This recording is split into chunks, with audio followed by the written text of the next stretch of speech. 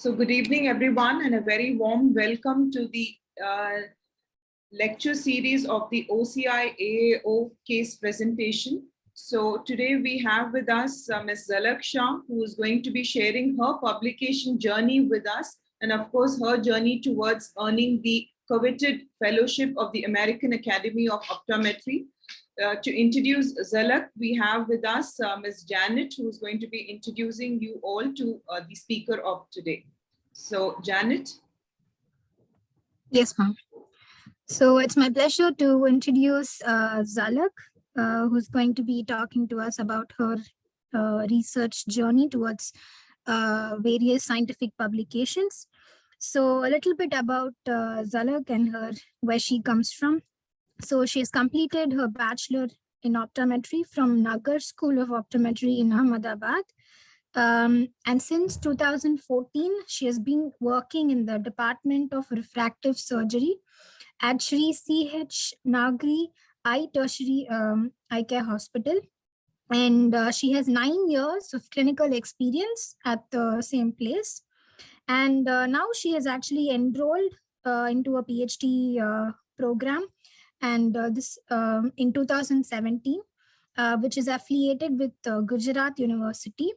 And her PhD topic is epidemiology, characteristics, and association of keratoconus in Western Indian population.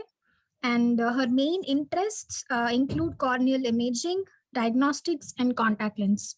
So, Zalak, we're so happy and excited to listen to what you have to tell us.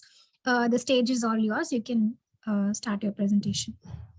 Thank you, Janet, for your nice introduction. Before comes to the publication world, I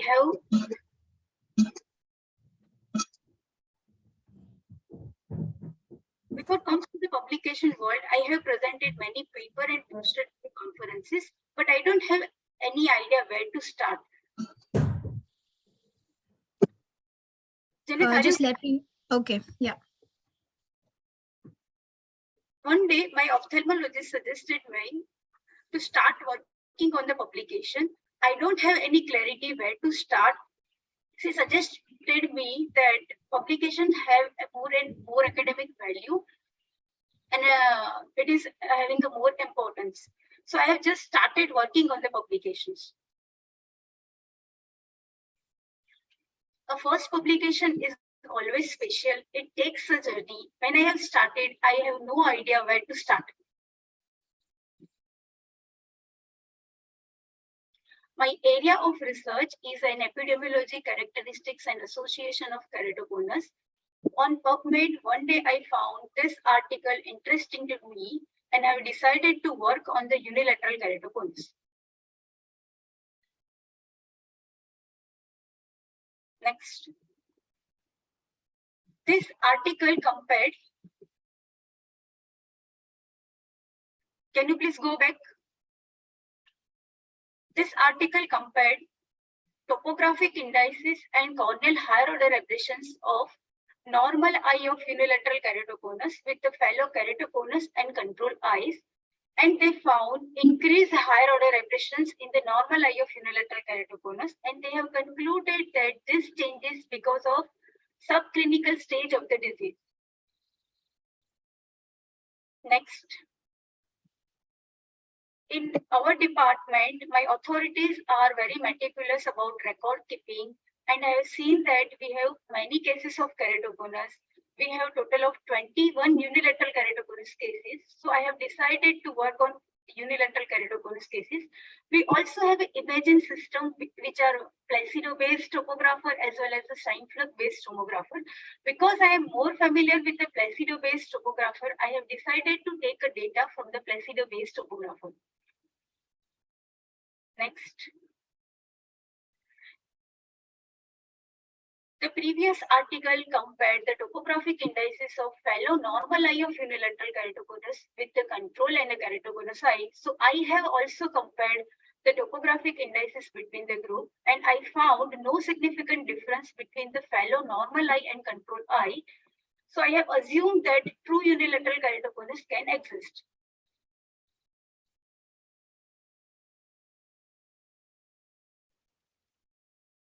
Next. Because that paper also compared higher order aberrations between the group, I have also compared the higher order aberrations between the group, and I found increased higher order aberrations in the fellow normal eye of unilateral keratoconus, which is clearly stating that subclinical changes of keratoconus were present.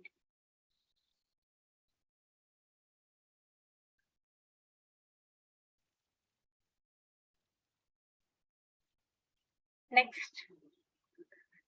To enhance my manuscript, I have further divided all unilateral keratoconus eyes into the stages of 1 to 4 according to the Ensler-Krumage classification. Next slide.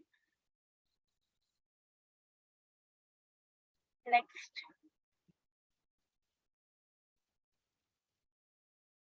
So in the manuscript, we just trying to prove that true unilateral keratoconus can exist.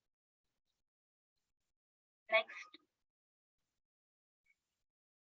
So being an early researcher, we don't have that clarity regarding the continuation of the manuscript. We can here see that I wrote my purpose was to report the cases of unilateral keratoconus cases and to compare its topographic indices and higher order aberrations between the group. In the meanwhile, I was concluding that true unilateral keratoconus does not exist. Corneal aberrations are increasing in the normal eye of unilateral keratoconus, and this aberration can be useful for the early detection of the keratoconus. Being an early researcher, all this manuscript looks good to me, so I have submitted first to the Journal of Cornea. Next. Luckily, this journal have reviewed my paper, though it was rejected, and they gave me a suggestion that you have diagnosed keratoconus with the outdated technology. You are ignoring the criteria described by the standard global consensus of the keratoconus. You are ignoring the posterior surface of the cornea. You are using a 17-year-old classification. Again, for me, manuscript looks good to me. So we made a few changes and we have again submitted to the Optometry and Vision Science Journal. Next.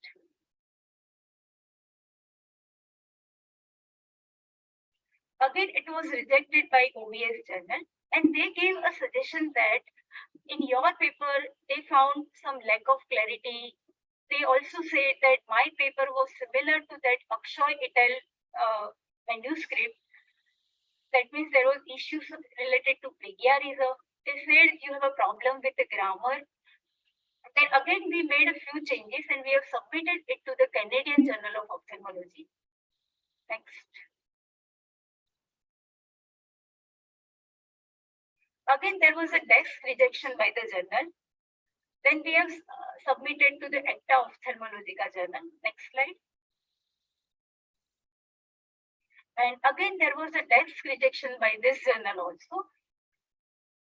Next. After 4th time rejection, we have submitted to the national level journal, and luckily they have reviewed my manuscript, and again it was rejected. So this was a high time for me to accept that I have not written manuscript well, and I should not have to work more on the publication. This is not for me. And my another co-author suggested me that I think you can submit it to local journal. They will definitely accept it. But I don't want to do that because since 8 months I was working on the same publication. So I don't want to do that. And I have decided to take one more chance. Next slide.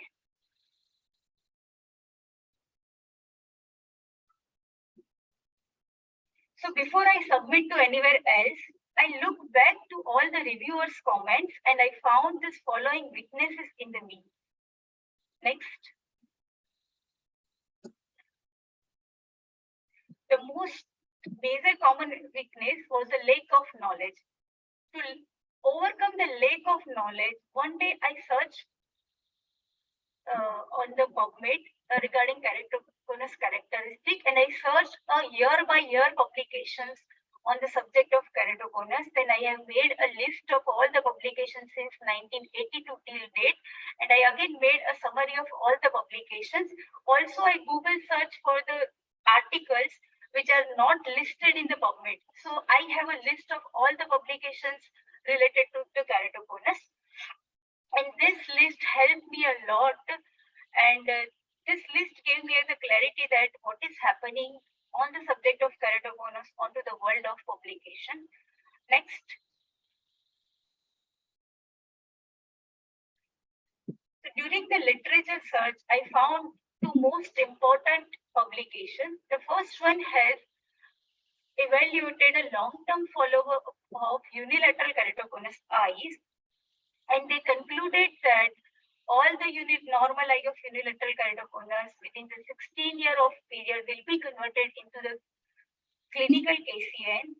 So we cannot use the word normal eye for the unilateral keratoconus, and the word from first keratoconus is used to describe the normal eye of the unilateral keratoconus. Also, global consensus has clearly stated that true unilateral keratoconus does not exist. After going through all the literature, I get the clarity, and I also accepted that true unilateral keratoconus does not exist. Next slide.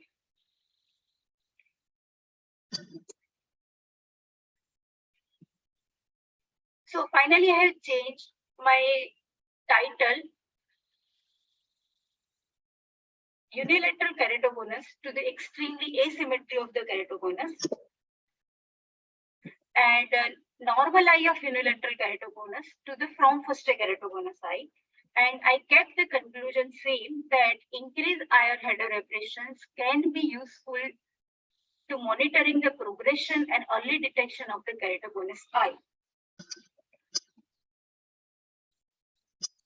Next. Then one editor claimed that there was an issue regarding a plagiarism, and this is a very big, serious issue. To overcome this issue, I have decided to write a paper in my own language. I am very comfortable in my native language, so I just write some complex language sentences in my native language. I just simply do a Google Translate, and I may take the help of paraphraser software, and which are also freely available online, and which help me to enhance my sentences. Next. To overcome the grammatical error, we can also use a free grammar checker software, which are also available on the online. Next. One editor also claimed that regarding the novelty, and later on I understand that the article whom I am following, there was a letter to editor for those papers, and the one author clearly stated that we cannot use the word unilateral keratoconus. And after that, I understand that we don't have to follow any publications blindly. Next. And then we have submitted to the state level journal, and I have received the most awaited email of acceptance. And finally, my manuscript was accepted, at least in a peer-reviewed publications. Next. In parallel to the first publication, I was also working on another case report. Because my first publication was constantly getting rejected, I was not in a state to do any more publication. So I have not published this case report. But for this case report, I have awarded a Best Poster Award. Also, similar case report I have submitted for a FAAO fellowship, and it was accepted. So in 2020, after getting some acceptance, we have again started working on a publications. So now we have some clarity that we have to use some reference manager for writing a paper, detailed literature search and make it summary, find out the strength and limitation of all the publications regarding my topic, and find out the strength and limitation of my data, and also use the updated criteria defining or discriminating any disease or eyes, and keep revising. Then we have worked, next slide. Then we have worked in 2020 on prevalence of keratoconus in refractive surgery cases in Western India. I was the correspondence author, and this is the publication we have just submitted first to this journal and it was accepted. And similar publication I have also submitted for a FAO fellowship. Then next we have publication on assessment. Next, go back. Assessment and a correlation of corneal endothelial cell changes in different stages of keratoconus in non-contact lens wearer. In this publication, we have used serum tomographer to define the keratoconus instead of using a placido-based tomographer. We have classified keratoconus eyes according to the ABCD classification instead of using the Ensler-Krumens classification. Again, we have this publication we have first submitted to OBS journal and it was accepted in very short time. Next slide. Then in 2022, we have started working on the prevalence of corneal topographic patterns in ectatic corneal diseases. In this publication, next slide. This is the original topographic patterns classification to describe the corneal ectasia. Next slide. In this publication, we have modified the original corneal topographic patterns classification. Next. Also, we have presented a rare patterns of corneal ectasia. Next. And we have divided a total of 18 patterns into the 5 groups, which are central, paracentral, asymmetrical, peripheral, advanced, and rare, and presented a prevalence of all these patterns. For us, write-up of this publication was difficult because there was no similar publication was published. Next slide.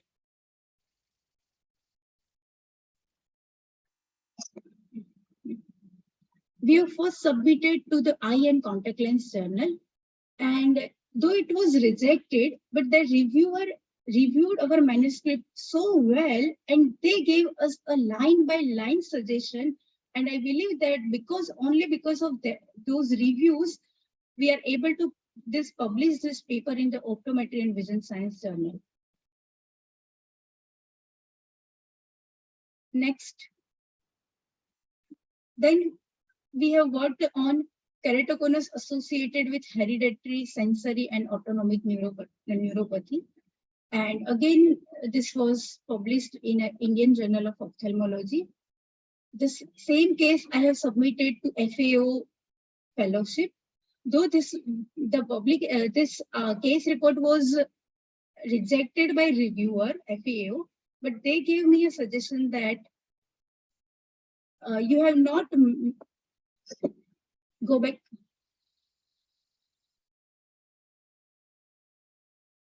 You have not managed this patient well. This similar case we have discussed with the Gujarat's cornea group, and majority of ophthalmologists have suggested that you cannot do a CXL because of loss of sensation in her body and in her eye. And FAO reviewer suggested that you cannot leave the patient without managing. And because of FAO reviewer, we have planned epithelial on CXL in this particular case, and my patient get benefited. And later on, we have published this case report in the IGO journal. And then we have worked on keratoconus association with Fuchs endothelial dystrophy in twins, and the acceptance mail are coming. And this is only because of help of co-authors, co-workers, and because of compliance of my patients.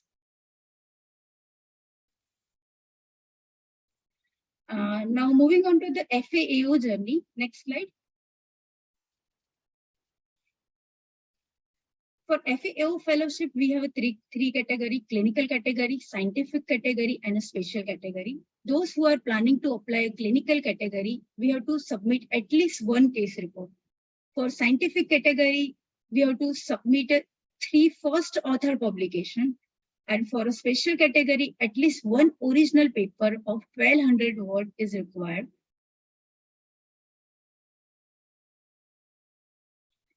those who are planning for a scientific category, remember they are not considering a published case report or a review paper. And we must have to be a first author in our publication, and they have the list of their approved journal. But even if you have a good publication which are not listed in their journal, still we can submit it. Good quality publication they might be considered. For my FAO fellowship, I have submitted one case report to publication and academic degree. My publication journey was difficult, but FAO journey was very easy.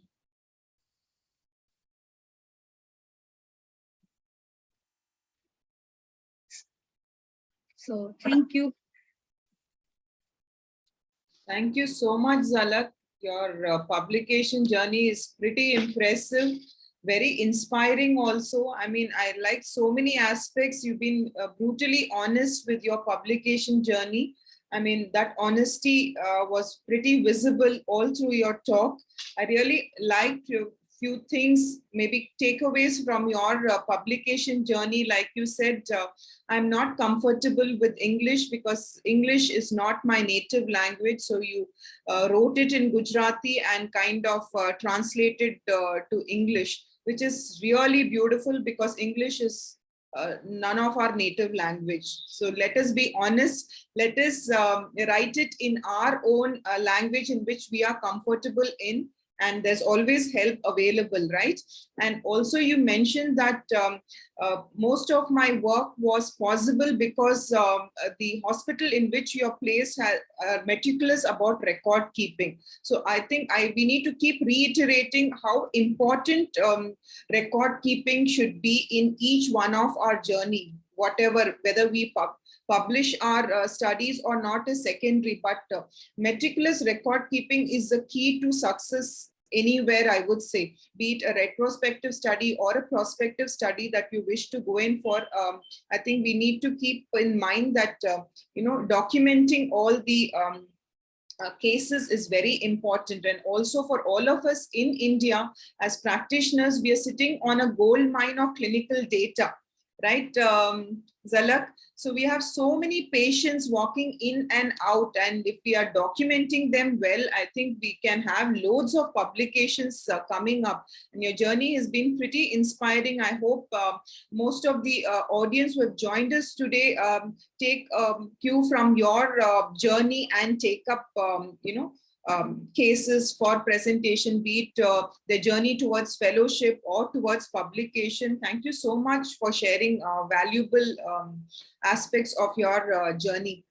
And good luck on your doctoral studies as well. I mean, for the kind of work that you're doing, I think your path becomes easier. Like you mentioned, your FAO journey was not that arduous, considering that you have gone through a very arduous journey towards publication. So I think hard work is the underlying aspect. I mean, if you are very honest, hardworking and dedicated, then obviously your journey becomes, less obtrusive, I would say. So if there are any questions for Zalak, you can type in the chat box, and Janet, if you can moderate this, please.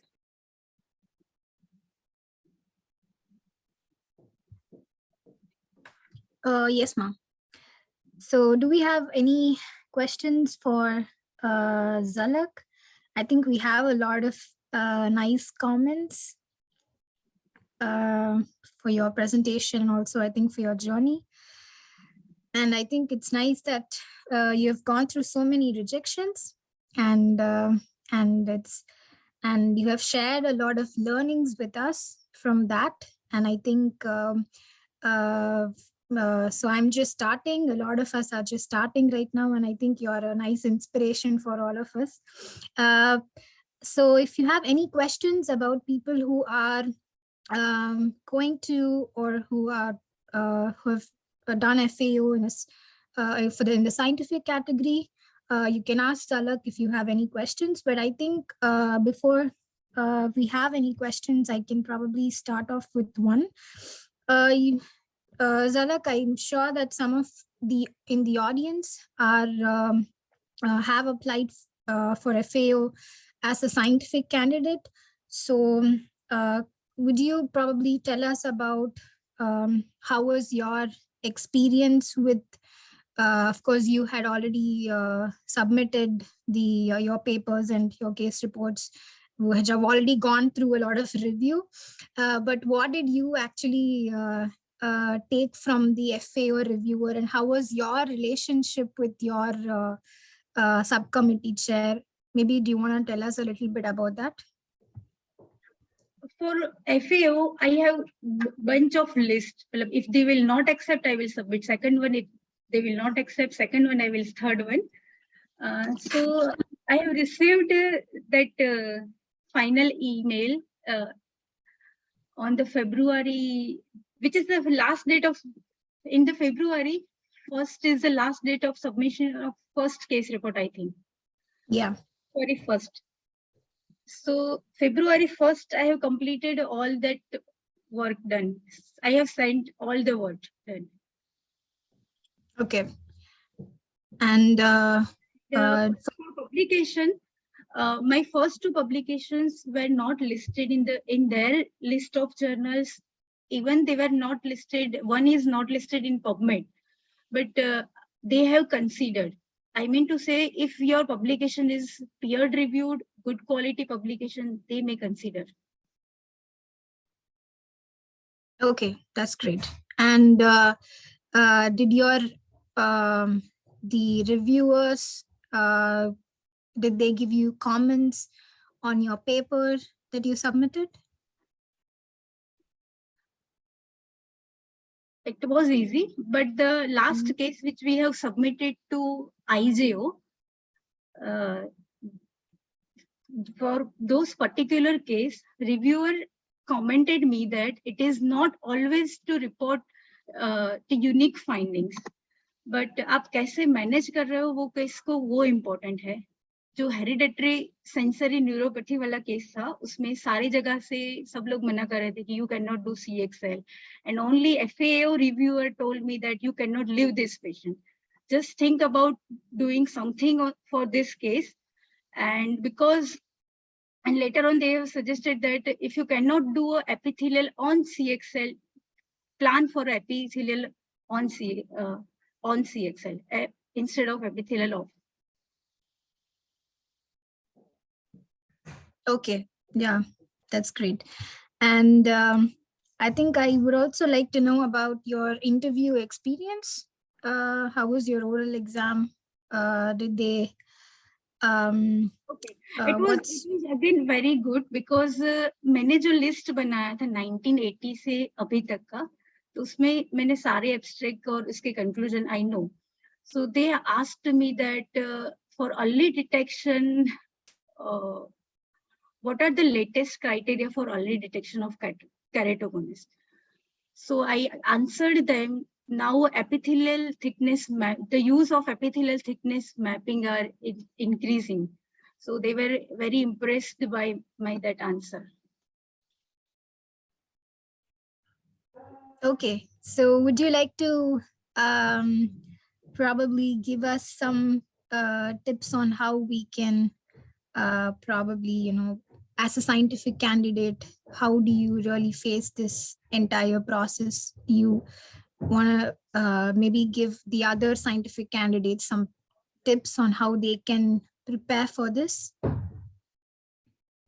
मेरे ख्याल से scientific category is the most easiest category. We can work on our level and we can just submit it too.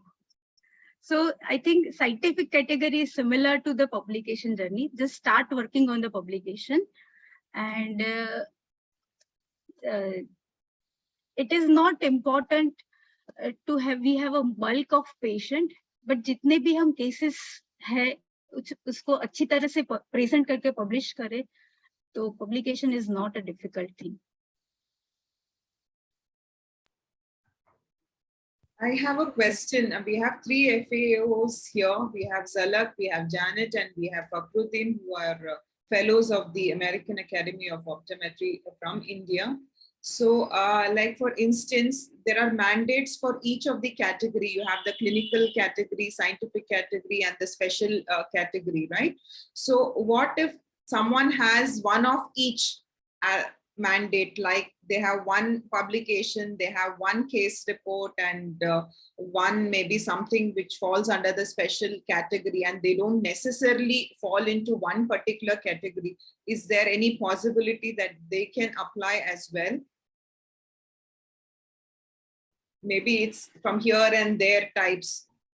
Is that possible? If they're confused, like Zalak has a very, focused kind of approach, because she had so many publications prior to approaching for her fellowship or applying for the fellowship. Not everybody is in that stage at the moment. So maybe they've had just one publication and then they have done something else. Maybe they're academically, they have pursued their master's or their doctoral studies. So how do they kind of apply? Fakhruddin, do you want to maybe say, or yeah, I'll try to answer that. So Yeah. basically the criteria is to collect a total of 50 points in order to achieve your FAO, right? So one case report will give you 10 points. So you're sorted with that for the clinical category. Now the other 40 points, you have a list of criteria on what and how you can achieve the remaining 40 points. So you can do a publication which can give you another 10 points. So you have 20. Your higher academic qualification gives you 15 to 20 points as well. Then you have 35 to 40. Presentations and conferences also give you points as well. So if you have a paper presentation or a poster presentation at some conferences, and I think we are very fortunate with the push from Rizwana ma'am, Academy also recognizes Indian conferences like the EV session and the IMARC as well, because they are international level conferences now held in India. So if you have presented papers there, you can get points for that presentation. So it's always a mix and match. I don't think any one of us has submitted 5 cases and done a 50-point collection. So it's always a mix and match. And it's good to have that mix personally, I feel, so that you can showcase that you can do more things at the same time. So Zalak has done exactly like that. And I think all of us have done pretty much similar to Zalak. Zalak has 1 case and 2 publications and masters. If I tell you all about me, I have 2 cases and higher degree and paper presentations at conference. So that's how I got my 50 points. And I think Janet did talk about her journey last session, if I'm not mistaken, where she had a case report and a couple of other ways she got 50 points. So it's a mix and match. And there is a good discussion video on the Facebook page of the American Academy of India chapter, whereby we have tried to explain as well on this aspect. Yeah, so if you want to go back and recall that, it's available on the Facebook page of the AAO chapter as well. Yeah. Thanks, Fakhruddin. That clarifies a lot. Yeah, if I may add, ma'am, to that. So it just depends on mainly like at what stage of your career you are. So if you are a student, or if you're just like in your master's or just started your PhD, then you probably would have 1 publication, and then you would only fit into a clinical category. But then if you have a couple of publications and you're like more into research, then it just depends on at what stage of your career you are, and that really decides the kind of FAO that you want to apply into as a candidate. So if you are into more of clinical practice, private practice, or things like that, then you might have to choose the special category. So it just mainly depends on where you stand in your career and how you can, as Fakhruddin said, what fits into your criteria and what you have. And I think a mixture of everything would be nice. So for example, on my, I submitted a case report and I think a couple of posters and papers, and 1 leadership contribution essay, which I wrote. So they really like when you're giving them something that's very interesting. I think they'll be more interested to read about it, and they like it when it's more intriguing and interesting. So even if it is a case report or something different, I think they're more accepting and welcoming when it is more interesting and something novel. So yes, that's it. So I think we have a question. Certificates of national and international conference, poster, and paper presentations are valid for points. Yes, it's well. Initially they only selected international conferences, but now some of the national conferences are also valid. So yes, you can submit the national conferences, but you might have to check with them once. And if they say okay, then you can submit even national conferences like EV and some of the conferences that we have. There are a list of things that they have, and I think after Rizwana ma'am's push, we have a couple of other things added to that selection. So you can submit national conferences as well. You might have to, I think, submit the poster as well as the certificate. Yeah, the poster, or if you have written a manuscript, they do ask for a proof that you have presented it, and the certificate of presentation as well.